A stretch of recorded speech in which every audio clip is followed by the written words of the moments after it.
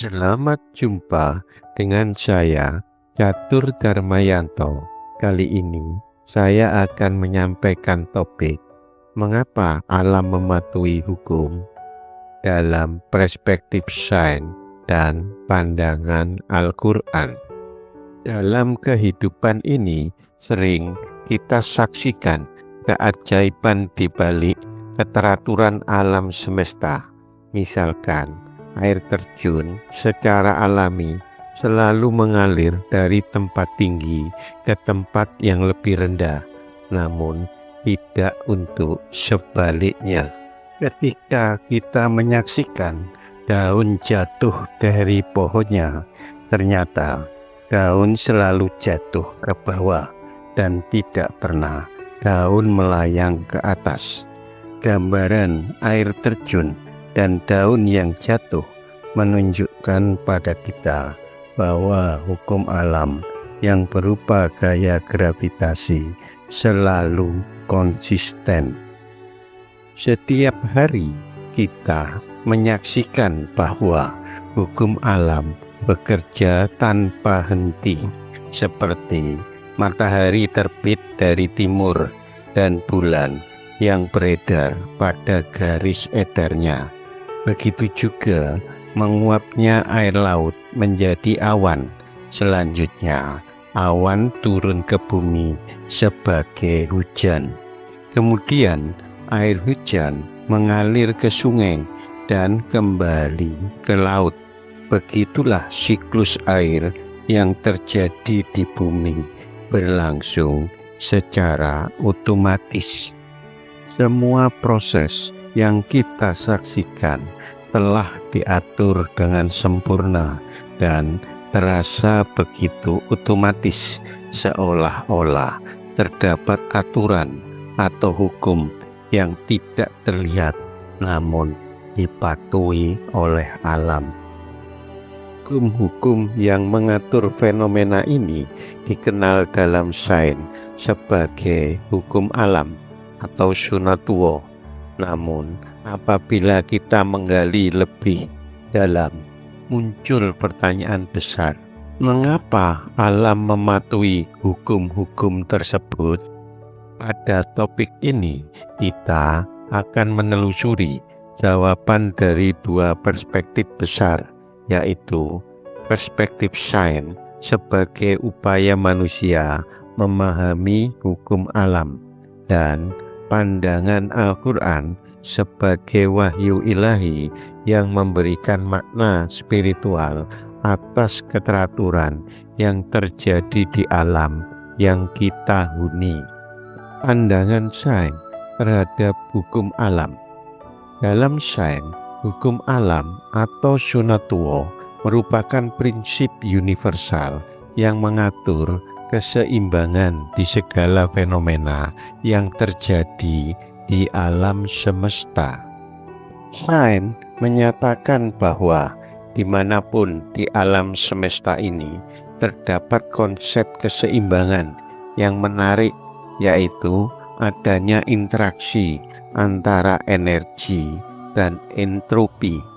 Kedua kekuatan mendasar ini yang mengatur adanya pergerakan dan perubahan yang terjadi di alam, sehingga kedua kekuatan ini dapat menentukan apakah sesuatu dapat terjadi secara spontan atau sesuatu tidak dapat terjadi.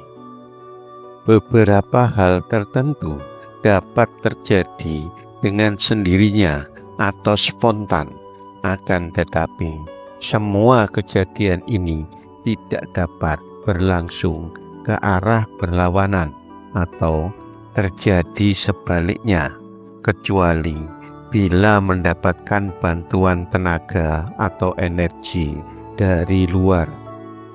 Energi merupakan kemampuan untuk melakukan kerja. Sebagai contoh, adanya energi gravitasi yang menyebabkan air mengalir selalu ke daerah yang lebih rendah. Namun, apabila kita menghendaki air naik ke daerah yang lebih tinggi, kita dapat melakukannya, namun harus dengan bantuan tenaga atau energi dari luar dengan cara mengangkut atau memompa air tersebut dari tempat rendah ke tempat yang lebih tinggi.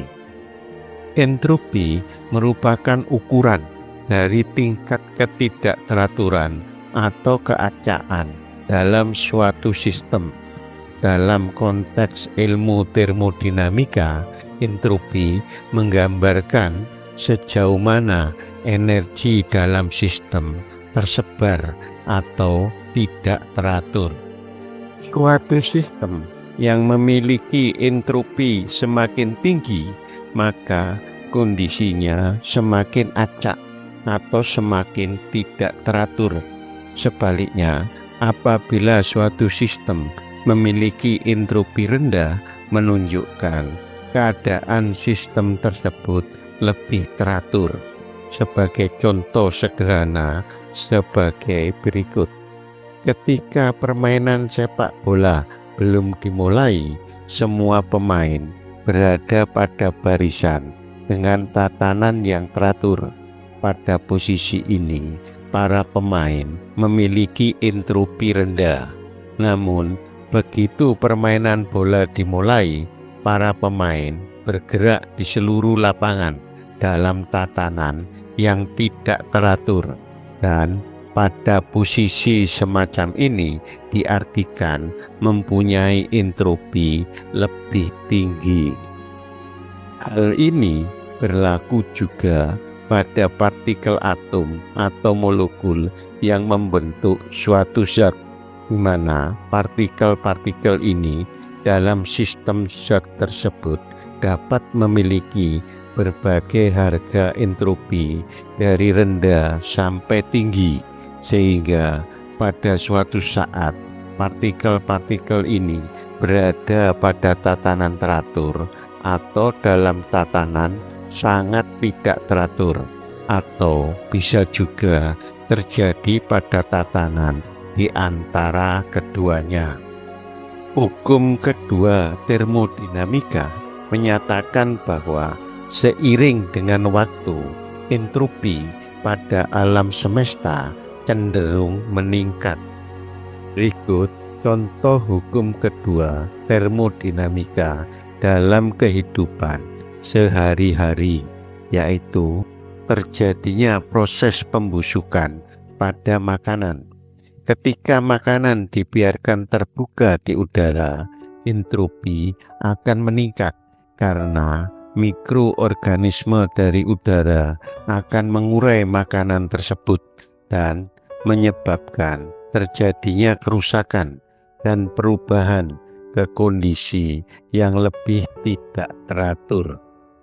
Kejadian ini menunjukkan bahwa setiap perubahan atau reaksi yang terjadi di alam semesta cenderung menuju ke kondisi yang lebih tidak teratur atau acak. Dan proses ini biasanya terjadi secara alami, dan setelah terjadi perubahan tidak dapat dikembalikan ke kondisi seperti semula.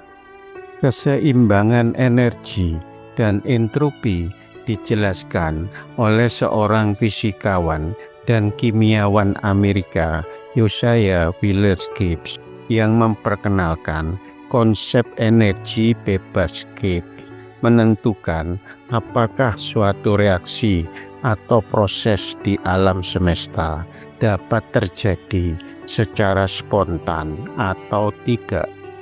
Gibbs menunjukkan bahwa dalam setiap proses ilmiah, kekuatan energi dan entropi saling bertentangan, di mana energi cenderung untuk diminimalkan karena sistem alamiah cenderung mengurangi energi sebanyak mungkin. Sebaliknya, entropi cenderung meningkat karena alam cenderung menuju ketidakteraturan atau distribusi energi yang lebih acak, sehingga Pada konsep ini, terjadinya keseimbangan antara energi dan entropi akan menentukan apakah suatu proses akan terjadi atau tidak terjadi. Sebagai contoh sederhana, kasus mencairnya es menjadi air. Proses mencairnya es menjadi air terjadi ketika molekul es menyerap panas dalam bentuk panas laten pada suhu 0 derajat Celcius. Maka ikatan molekul dalam es menjadi lemah sehingga seluruh es berubah menjadi air. Terjadinya perubahan es dari fase padat ke fase cair yang lebih acak akan menaikkan entropi. Hal ini disebabkan karena ketidakteraturan molekul air dalam fase cair lebih bebas dibandingkan air dalam bentuk fase padat. Dengan meningkatnya entropi yang lebih dominan, maka energi bebas Gibbs atau delta G akan menjadi negatif pada suhu di atas 0 derajat Celcius. Hal ini memungkinkan proses pencairan es terjadi secara spontan. Dalam sains, keteraturan yang terjadi di alam ini dipandang sebagai hasil dari keseimbangan dinamis antara energi dan entropi. Namun, sains hanya bisa menjelaskan bagaimana mekanisme hukum alam bekerja, namun memiliki keterbatasan. Pemahaman manusia tentang hukum alam berkembang dari observasi sederhana menuju kerangka ilmiah yang kompleks yang mencerminkan kemajuan intelektual dan teknologi manusia. Adapun perkembangannya dijelaskan sebagai berikut. Pemikiran awal tentang hukum alam berasal dari filsuf Yunani seperti Aristoteles yang mencoba menjelaskan fenomena alam secara filosofis dan berbasis mitos tanpa penjelasan ilmiah. Selanjutnya, pada abad ke-17, ilmuwan seperti Isaac Newton menemukan hukum-hukum fisika. Begitu juga untuk para ilmuwan yang lain menemukan hukum-hukum yang lain dengan kerangka landasan sistematis dan secara matematis. Pada abad ke-19, konsep energi dan entropi muncul menjelaskan fenomena seperti perpindahan panas dan perubahan fase, misalnya es mencair. Hal ini memperluas hukum alam ke proses yang melibatkan waktu dan ketidakteraturan sistem. Pada abad ke-20, Einstein mengungkap relativitas waktu dan ruang, sementara teori kuantum menjelaskan fenomena mikroskopis. Penemuan ini menantang hukum klasik dan menyoroti bahwa hukum alam lebih kompleks dari yang dibayangkan. Selanjutnya, di era modern seperti saat ini, ilmu pengetahuan terus berkembang, mengintegrasikan hukum alam dengan konsep baru seperti teori medan kuantum dan kosmologi. Pada konsep ini, hukum alam dipahami sebagai interaksi dinamis yang terus diungkap melalui berbagai rangkaian penelitian. Pertanyaan, mengapa hukum-hukum ini ada? Atau apakah hukum-hukum ini terjadi secara kebetulan? Dan siapa yang menetapkannya? Pertanyaan-pertanyaan ini masih belum terjawab. Pandangan Al-Quran terhadap hukum alam atau sunatuwo Al-Quran berulang kali menegaskan bahwa alam semesta diciptakan dengan keteraturan beserta hukum-hukum yang telah ditetapkan yang disebut sebagai sunatullah. Pertama, perhatikan surat Al-Mulk ayat 3 dan 4. Allah berfirman yang artinya sebagai berikut. Yang menciptakan 7 langit berlapis-lapis, tidak akan kamu lihat sesuatu yang tidak seimbang pada ciptaan Tuhan yang Maha Pengasih. Maka lihatlah sekali lagi, adakah kamu lihat sesuatu yang cacat? Kemudian ulangi pandanganmu sekali lagi dan sekali lagi. Niscaya pandanganmu akan kembali kepadamu tanpa menemukan cacat, dan ia pandanganmu dalam keadaan letih. Ayat ini menjelaskan tentang kesempurnaan ciptaan Allah, khususnya dalam struktur langit yang kokoh dan harmonis, di mana tidak ada ketidakseimbangan dalam hukum alam yang telah Allah tetapkan.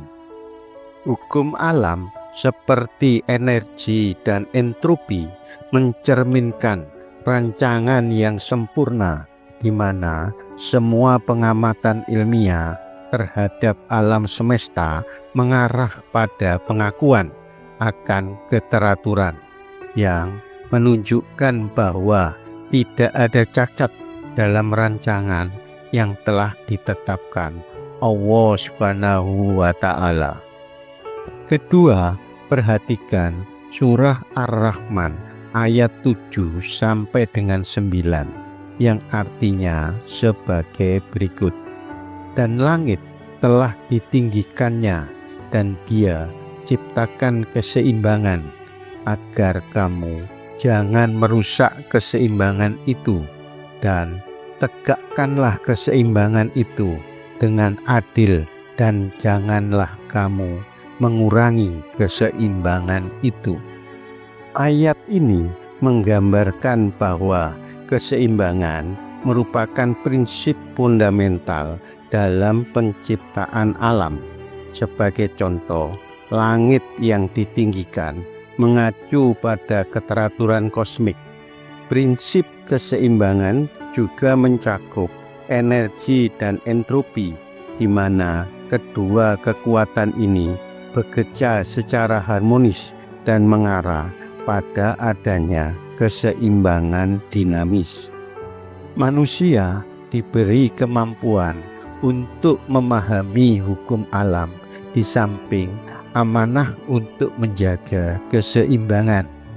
Hal ini dapat diartikan menghormati hukum alam dengan penuh tanggung jawab agar tidak merusak sunatullah yang telah ditetapkan Allah, baik melalui eksploitasi lingkungan maupun ketidakadilan sosial. Mengapa alam mematuhi hukum-hukumnya? Perspektif filsafat sains telah mencoba menjelaskan mengapa alam mematuhi hukum-hukumnya melalui konsep yang dikenal dengan keindahan matematis. Pada konsep ini, penjelasannya mengacu pada kesederhanaan, simetri, dan keindahan dalam formulasi hukum-hukum alam.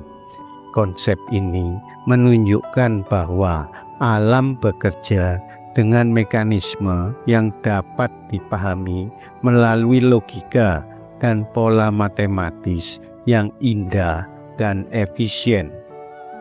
Ilmu pengetahuan terbatas hanya mampu menjelaskan bagaimana hukum-hukum alam bekerja di alam semesta.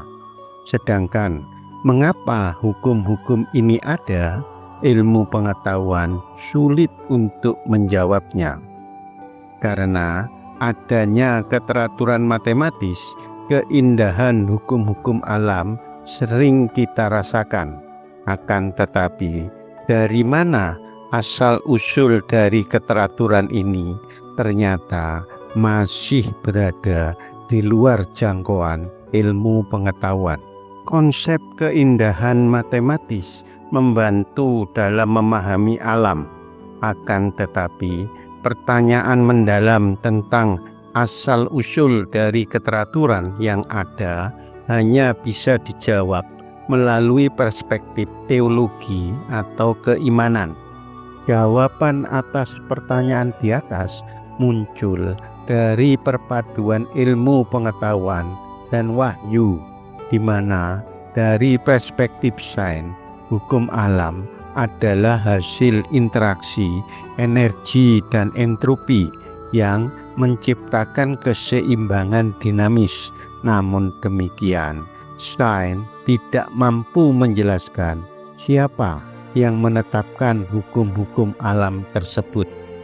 Sementara dari sisi Al-Quran dijelaskan bahwa hukum alam merupakan ketetapan Allah, sedangkan alam mematuhi hukum karena Allah telah menetapkan sebagai bagian dari sunatullah. Oleh karenanya, apa yang terjadi di alam tidak dapat menyimpang dari hukum-hukum ini. Kesimpulan, dari sisi sains, hukum alam merupakan wujud keseimbangan yang diatur oleh prinsip-prinsip fisika seperti energi dan entropi. Walaupun demikian, sains belum mampu menjawab mengapa hukum-hukum ini ada. Sementara dari sisi Al-Quran, keseimbangan dan keteraturan merupakan sunatullah sekaligus sebagai ketetapan Allah yang menunjukkan kebijaksanaan dan kuasanya. Sains memberikan pemahaman rasional tentang bagaimana hukum alam bekerja, sedangkan Al-Quran melengkapi dengan makna spiritual mengapa hukum-hukum ini ada.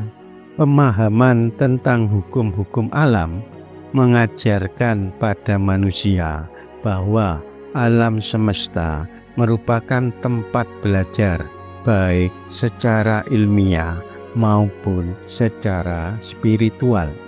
Dari sudut pandang ilmiah, hukum-hukum alam merupakan sunatullah yang sempurna, harmonis, dan bertujuan.